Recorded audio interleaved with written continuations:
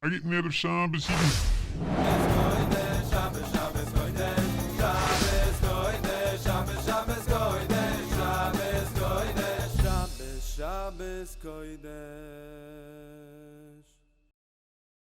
Okay, and welcome back to another episode of Around the Shabbos Table.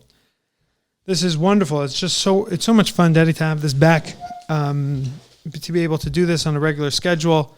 It gets your mind thinking in a certain way when you're like, you start up your podcast list again of things that you want to talk about. Obviously, there's a lot to talk about every week and every time. I never realized how much it had become a part of my schedule and really just a part of my whole thinking and everything. And obviously, enjoying sitting with you and talking around the Shabbos table on a Tuesday. But I think that I'm just so happy that it's back. We're back into a clip now, and it's good, I think, for people to know also that it's back in a clip, and you can start looking out for it again. Exactly. Okay, I want to hit you with this incredible story, and this week, a cousin of mine through my wife, through Adol, got married. His wife's, his Kala, her grandfather and great grandfather their name is Mishpachas Landau. Okay, her grandfather is a Rebbe in Yeshivat HaKotel. He's a big Talmud Chacham. He spoke over Shabbos. It was wonderful. But her great grandfather, who's 94 years old, Kanai, his name is Dov Landau. And he, to the day of the wedding, was 75 years from the day that he got out of Auschwitz. He's a Holocaust survivor of Auschwitz. And there was something, so I saw him at the wedding, and he's alive, and he's dancing, and he's just so excited to be everywhere and to be with his kids and grandkids. And then we spent Shabbos with him in Eli, in the Shomron. And he was interested in every person in the room. Who are you? What are you? What do you do? Where? And then he started to sing. And he was maybe his father was a chazan, or he was a chazan, and he starts singing Babav Nugunim. At these events, at these Sheva Brachas, all the family gets together and sits around one table and sings. And he came and nudged his way in between all the kids, and he's like, "That's it, we're going to sing."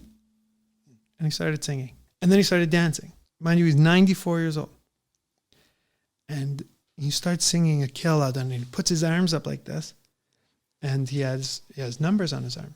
And by the way, it's the first time I ever saw numbers in person. I know what they look like. I know what I'm looking for, but I've never seen it. I've never seen it in person before. And what stood out to me was the way I saw it. It wasn't a big deal. He wasn't showing me his number. He was showing me his Simcha. He was showing me his Avos Hashem. And his Avos Hashem was there on his arm. It was there in him, on him. And from everywhere was just exuding that HaKadosh Baruch Hu loves me, and I love being alive, and I love being an Oved Hashem. And to watch that, to watch him just be besimcha. The next day he davened Shacharis for the Amud, and just singing Nigunim that meant so much to him, and that really means so much to us in our davening, and he just to see where they came from, 94 years old. And then Friday night, Saba Dov, they call him. So Saba Dov wanted some cake from the thing. So he started eating. There was like a pan of cake, so he took a fork and he was eating from the pan of cake. And my 3-year-old, Laurie, goes over and she says, "He's eating out of the cake. My mother doesn't let me, let's go." So she got excited, and so she asked him for a fork, and she was eating cake out of a pan with Saba Dov. And it was just a fascinating thing that you were literally looking at 91 years difference between the two. And it was interesting to me that it was a similar Simchas Hachaim. There was a similar, just beautiful outlook on life. But there's a certain beauty of life when you're young, when you're taken care of. And then I think when you go through life and you realize that how little of the things you do actually matter. And Saba Dov understood that there was somebody taking care of him. Then it's sort of choser al atzmo, and it goes back to where it started, where you feel comfortable and coddled and taken care of, but no longer because of a basar v'dam, because of a person, but you feel coddled because of the Ribono Shalom. And I felt that being in his presence, that's what he felt. And he spoke about his family, and the Simcha brings him to see people, like generations. He's sitting in a room full of his great grandchildren.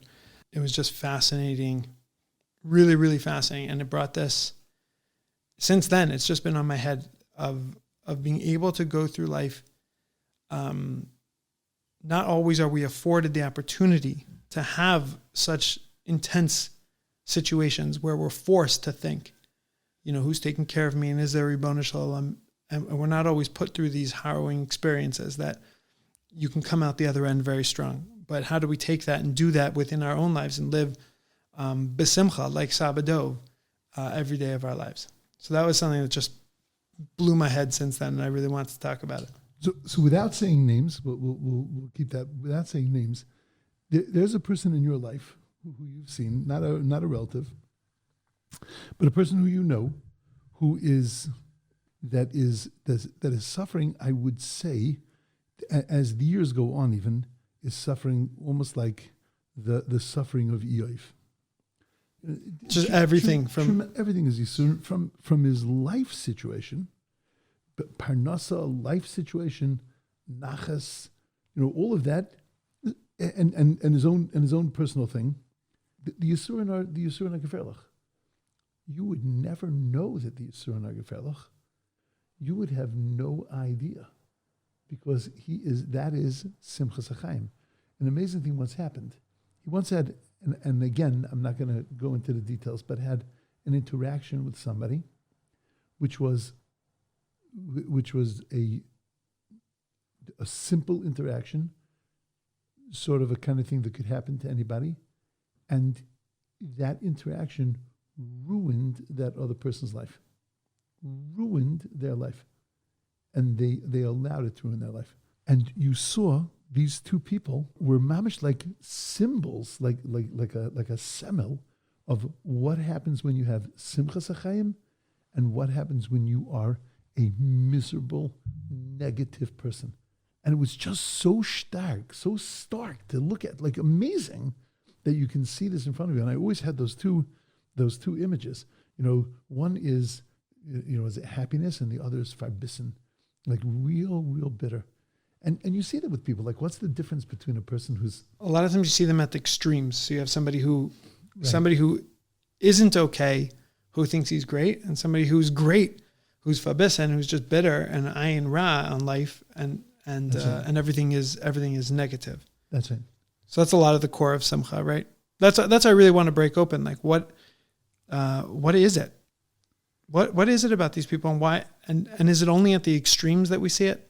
And that's why I try to take it to my life, because my life's not extreme in any sense. It's not extremely bad nor extremely good, meaning the circumstances. Your life is like an average, like the average life, which is that you have tough things and you have good things, and nothing's like on a spectrum. Nothing is Baruch Hashem bli ayin har. Nothing is throws it over the top on either side of the spectrum. Or is that true?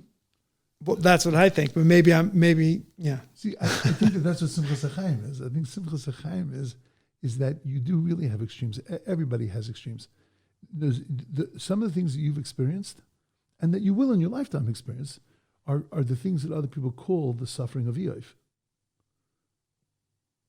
There are things that could put a person in that place, depending. I don't know if it's naive of me to think you're not right, but.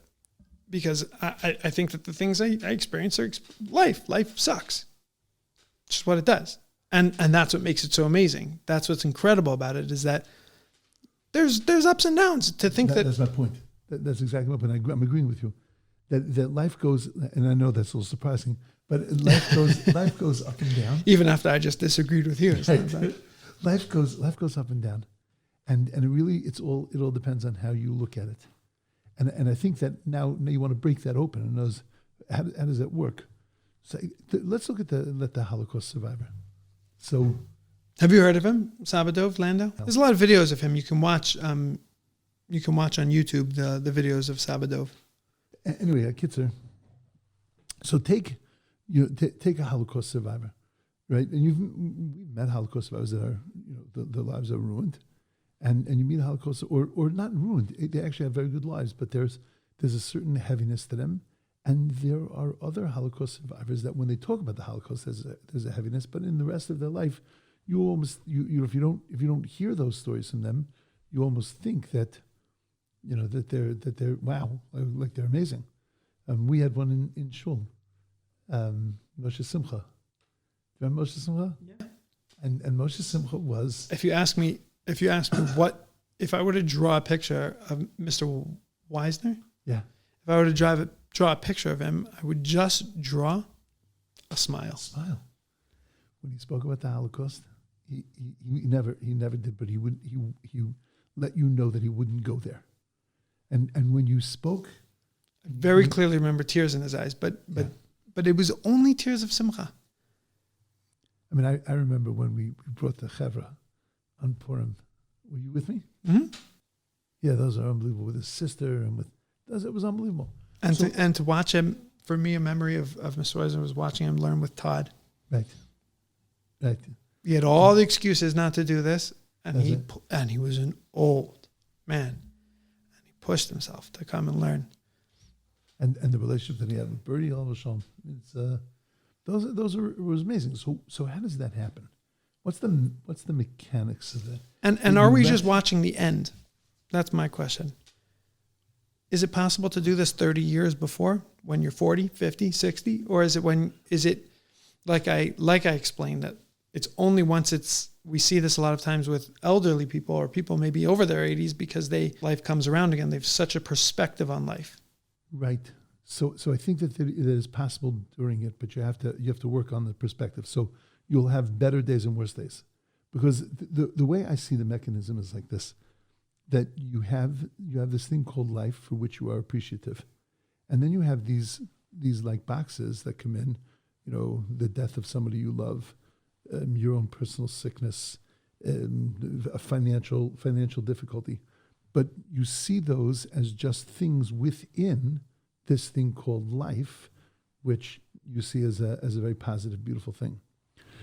How does it work the other way? You see each one of these things as now defining your life.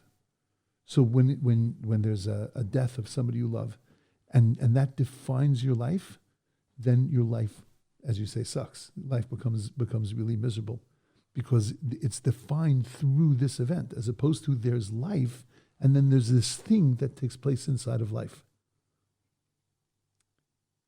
Let me explain it more. And that's where sadness will come from. That's where sadness comes from. So while you're going through it, you'll feel sad, but you'll be able to grow out of it when you say this is a thing that happened, a very sad event that happened within a really amazing life, as opposed to because the sad event happened, now my life is miserable. And I think that's what takes people over. That's what ruins lives, that people let these events take over their lives. I mean, you ever see a person that mamish has gone through financial ruin, and yet they're like, you wouldn't know that. They're not walking around with it.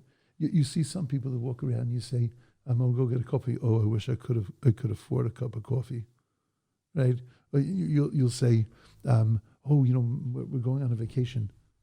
Oh, I can't go on vacations anymore. Like, dude, get a life. Like what? And I understand. It's a sad thing. Like, it's terrible. But at the end of the day, that's become your life. That's defined your life. I know a person that never made it financially. Just never made it. That's it. They were struggling all their lives. Other people helped them out, whatever. But they were struggling. But their life was good or bad based on that struggle. Like if they came into a few moments of money, so then they were happy. And when they were going through moments where they had no money, they were miserable because that was what was defining their life. It wasn't life defining life. Like, life is awesome. So your statement before of life sucks is not true. Life is awesome. And life has really, really difficult moments in it. Did you ever talk to a person And then, you say, well, I really like this person. Like, I really love to get to know them. And you start to get to know the person. And then they tell you about their brother that died when they were young. And then they tell you about how, what happened to their father. And then, the children of Holocaust survivors. They start to tell you these stories, which are like, each one is a book of horror stories. And you're saying, how are you this kind of person? Because that was an event that happened in my life.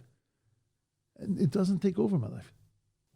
Now, I'm not. That's a great, by the way, I love that. I love that. Is that it's what is life and what are the things that happen to me? What are those, what consumes my life? I love that. For a while, I was thinking that, just to that point, is a lot of my friends had gone through a lot of the downs or the things that HaKadosh Baruch Hu sent me in my personal life that were difficult. A lot of my friends and the people I kept on becoming friendly with over and over had these things happen to them. And I thought it was very strange of me. Like, why am I like a magnet to this kind of disaster that people are coming to me?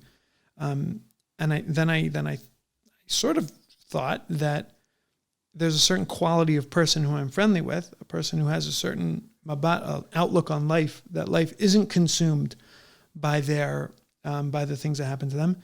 And one of the main ways that when you're young to get that is by going through these hard things. So it's almost like an equation that somebody who had these hard things and came out of it and isn't consumed by it, then by definition is going to be somebody who I value them as a person. Because they have a Simchas Hachaim. There's certain, right, and yeah, they're not funny people. That's not the point. They're just not, they have a Simchas Hachaim. There's an understanding, there's an outlook, there's a worldview of what is life and what am I doing here that I can connect to. And that's what I realized. So then I started embracing it. And then a lot of my friends are like that. So it's interesting. You and I both know a person that is a pretty funny person, but he's a jokester, tells jokes all the time. Every word out of his mouth is a joke. He is the saddest person. I'd say pretty much not very funny. Completely sad person, because there's no Simchas Hachaim there. But there's laughter all the time. There's what seems to be a smile all the time, but that smile is masking. It's not a reflection of anything. As I mentioned to you before, Simchas Hachaim has nothing to do with smiling. Because a guy stands on a street corner with music blaring, jumping around, and singing Na Na Nachman.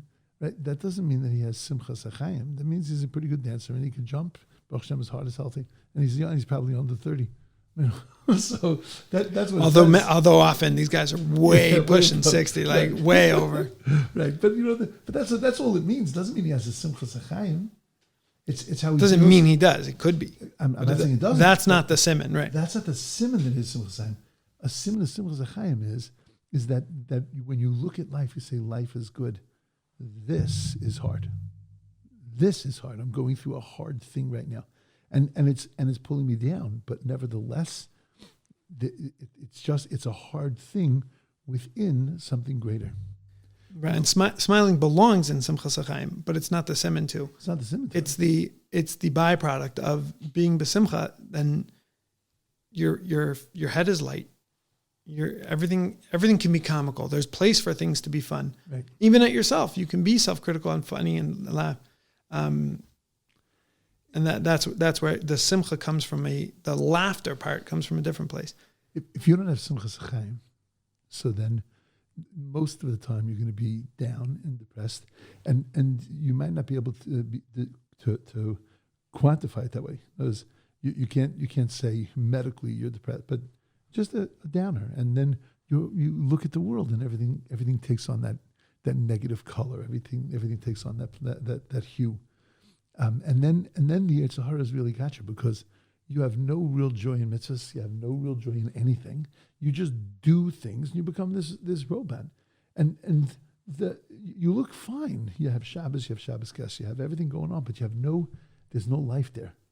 And it's not a hashkafa thing in the sense that you don't believe in God, or you don't believe in you don't see the beauty in the mitzvahs, but you don't see the beauty in anything, because this is what I talk about every year in this pasha, the dusting with the fight with Esav, the dusting over of the of the mitzvahs. Dusting over the mitzvahs is not just taking the mitzvah itself and dusting it; it's putting dust in your eyes. There's nothing's happening good because life is not happening good because you're letting the negative things take you over. I saw a beautiful thing. It's funny that it's like a tenet. It's like a basic like ground level part of the structure to have simcha. It's funny. Chazal, yeah, okay. Chazal don't really say that. It's really yira is like the ground, but where the simcha is like it's so fundamental to Torah and to living with HaKadosh Baruch Hu. So I believe that if a person really has yiras Hashem, then he is b'simcha. Yiras Hashem doesn't look like this. Right, that's what we made it. That's not yiras Hashem.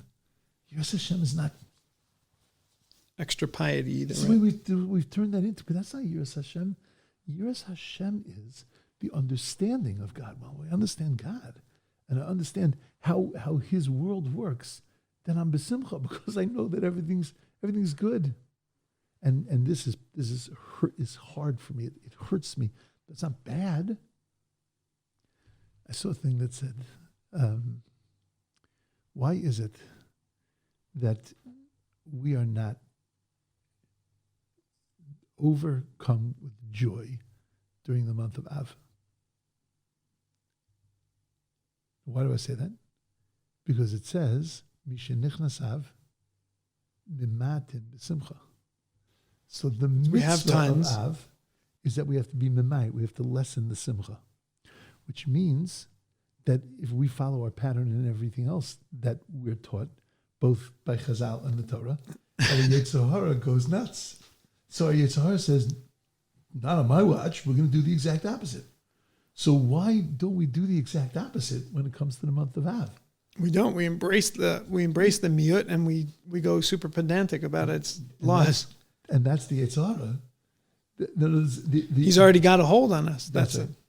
That's easy. He doesn't need to. Right. It's also that the Yetzer Hara, the Yetzer Hara actually doesn't, he doesn't mix in there so much. And the reason is because if he mixed in and he put us b'simcha, so then that would also be something that would be on in the long run would be something that would be an advantage to us.